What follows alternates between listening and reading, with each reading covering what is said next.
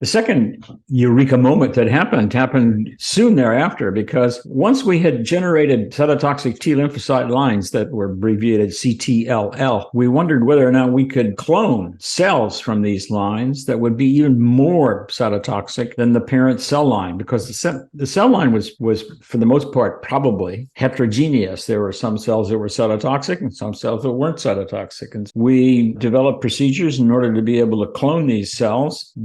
Again, the very first experiments worked. We developed a whole bunch of different clones. We tested their cytotoxic capacity. We grew them long-term and continued to retest them and so forth. And lo and behold, we could select out very, very highly cytotoxic T cell lines. And that was the beginning of monoclonal T cells. Now, you probably have heard about monoclonal antibodies. Well, monoclonal T cells were the brother or sister of the monoclonal antibodies, because now we could look at the tremendous heterogeneity of the immune system at the single cell level. And that was revolutionary. And so monoclonal cytotoxic T cells came into being. And those cells, it was really a eureka moment because of the fact that we knew then we could grow up huge quantities of these cells, unlimited, really, just depending on how much growth factor you had. And we could then use those cells because they were clones. That means that they were the asexual progeny of just one cell, so that all the progeny were like identical twins. So we could use those cells to go from the cellular level of things to the molecular level of things